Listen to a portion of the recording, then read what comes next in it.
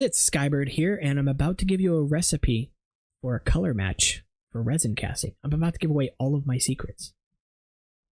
That's a little bit hyperbolic, but it's kind of true. So the color that we're going to be matching today, dark turquoise, a fan favorite color. Is this shooting myself in the foot? Perhaps.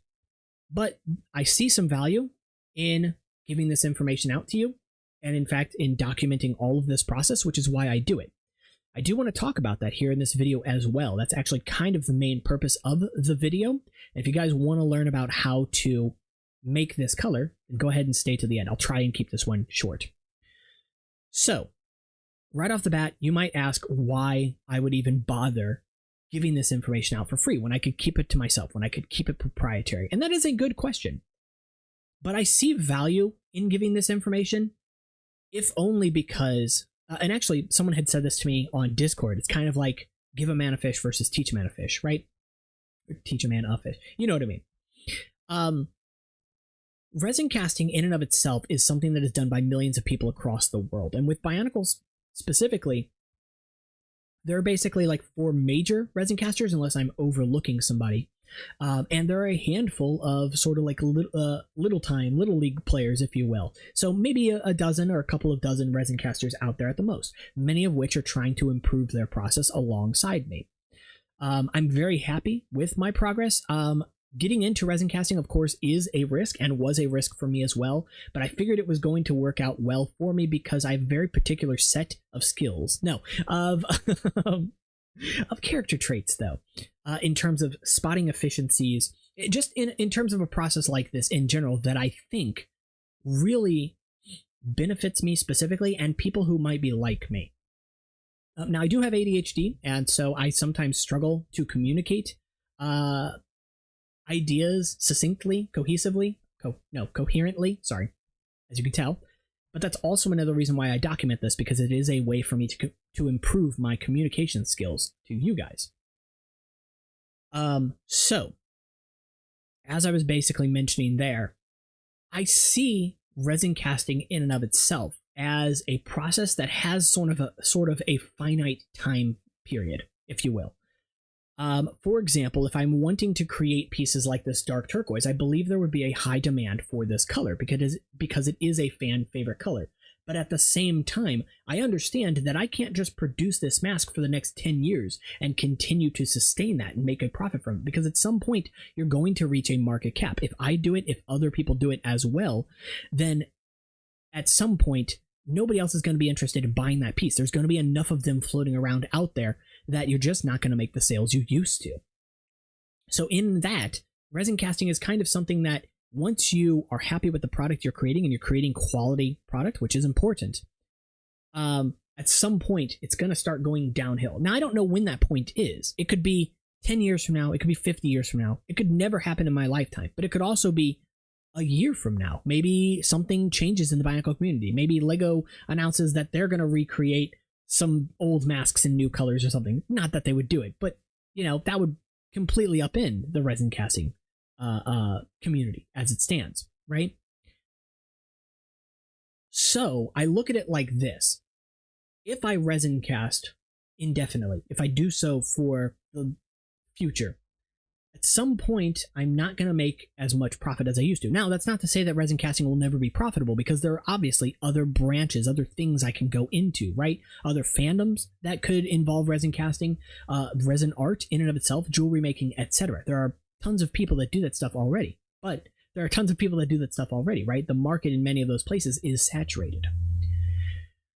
So with the Bionicle community specifically, there is a bit of a gap there currently that at some point in the future will surely be filled. And so I look at it like this.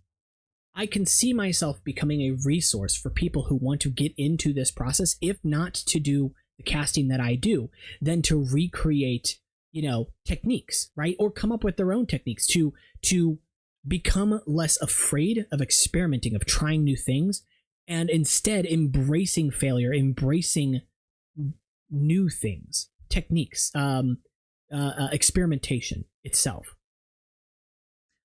And so I see myself as a resource in the future, because every video that I make is also an indefinite product, if you will. I don't make money from it. Don't get me wrong. I'm not a member of like YouTube's partner program or whatever that you make money from. I don't have the subscribers for any of that kind of stuff. But there is a point in the future where maybe my subscriber count picks up. You know, maybe a video I post gains traction, and that would be helpful, you know? So I look at it like this. If today I can make resin casts and profit from it, and tomorrow I can make YouTube videos that maybe aren't profitable today, but maybe in the future pick up, not something I can guarantee, you know, that in and of itself is beneficial as a resource. It is something that I have learned from along the way. It is something that I hone as a skill so that in the future, when I decide to pick up something else, I can further communicate that process as well. And also, it is a way for me to be transparent with my audience when there is something that fails. Doing something like a live pull of resin casts is beneficial because not only do I see, oh, this thing went wrong this time around, and I know how to fix it in the future, but you guys see it too. It is, in a way, a snapshot into myself. It is a way for you guys to experience me as I am as a person. And I think that that's also beneficial. Anyway, so let me go ahead and talk about, for a moment, recipes. And then maybe I'll talk about sort of techniques for achieving certain aesthetics as well.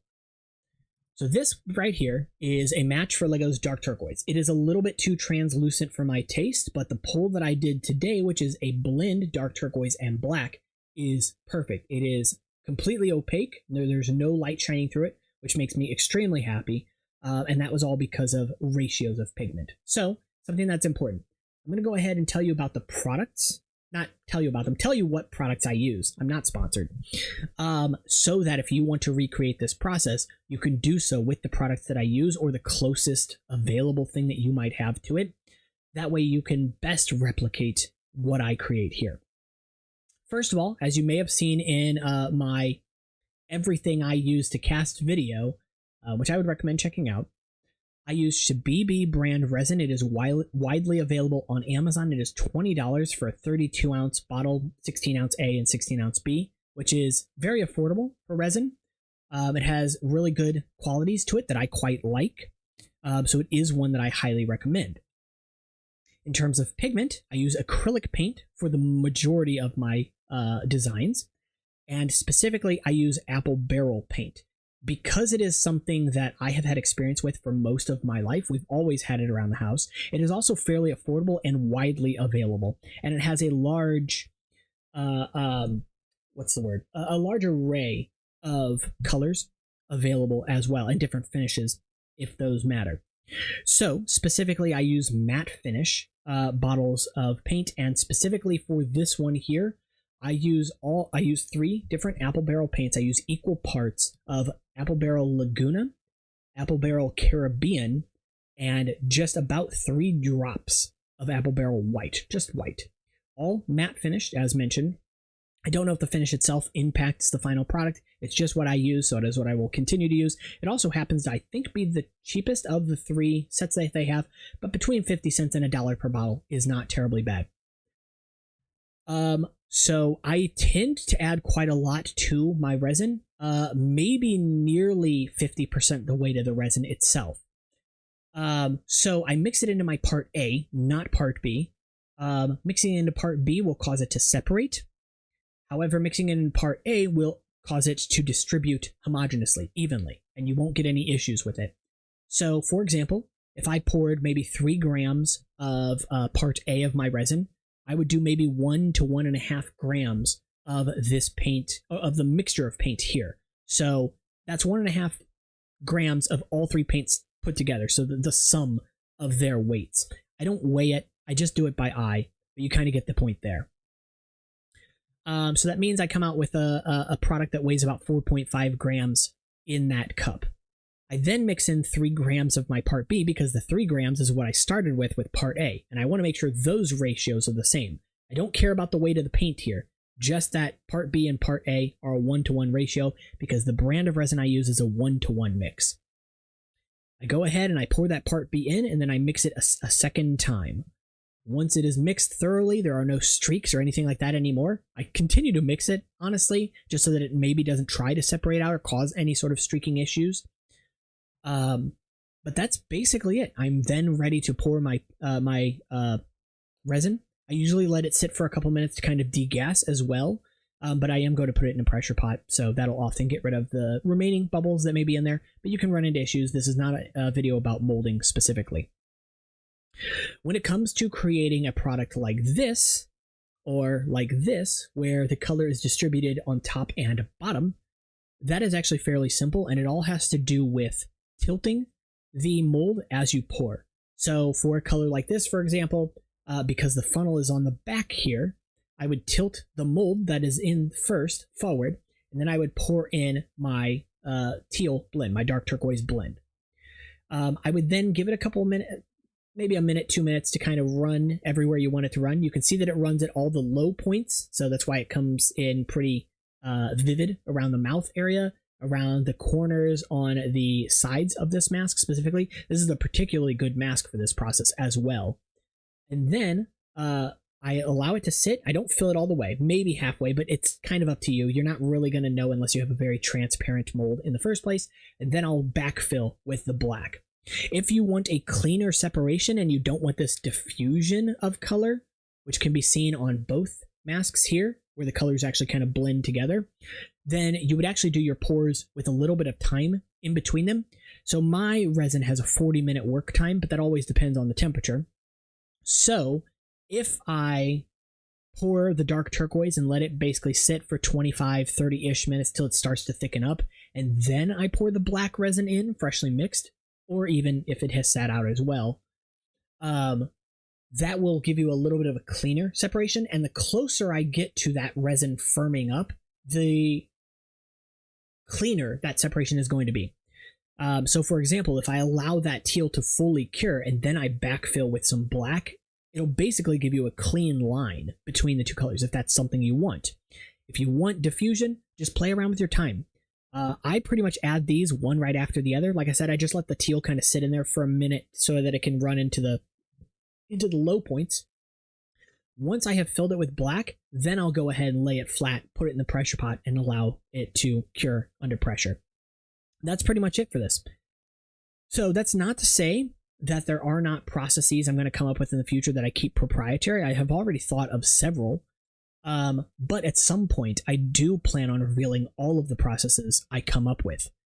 I think to start with, at the very least, I will allow some of my processes to be in my exclusive content for Patreon members, because I don't know what else exclusive content to give Patreon members. But of course, you can join my Patreon for just $1. You will get access to 2 exclusive Discord channels. Currently, there's only one. It's brand new. One is for us all to just chat and ask each other questions, hang out with each other, what have you. I may also do an exclusive Patreon voice chat, channel, because people tend to like that kind of stuff as well. And the second channel will be instructions. So if you guys know, I also produce Rahi. I have mocked almost 200 Rahi to date, including like the paradise bird right back there, or the elephant right next to it, which is missing its ears right now because I'm using them for something else, but you get the point. So instructions for that kind of stuff will also be included on my Discord in the Patreon channel. You'll get all of the instructions that are in there. Now, granted, I have not produced all of my instructions yet.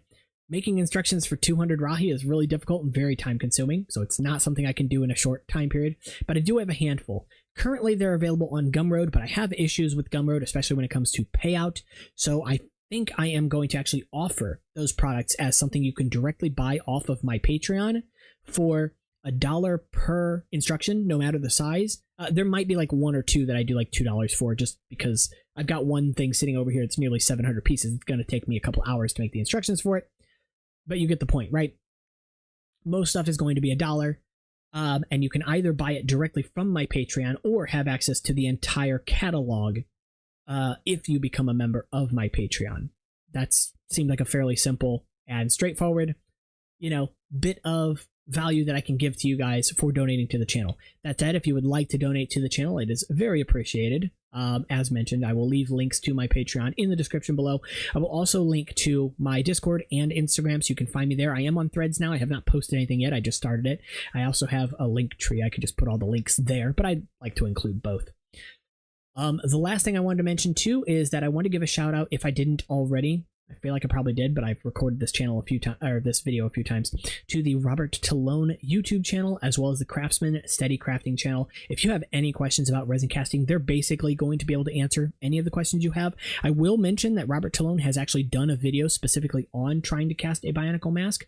Now, he does it in a method that's very similar to what I use, or to what I do, at least my original method. However, he does it with, I believe, a urethane resin, so I can't speak to the viscosity of that. He runs into issues and basically chalks it up as not possible. Clearly, it is possible. We've been doing it in the Bionicle community. I have had success with the cut mold method. If you want to do cut molds, you can. They're a bit bulky, they're a bit inefficient, but they do work and they do provide consistent results.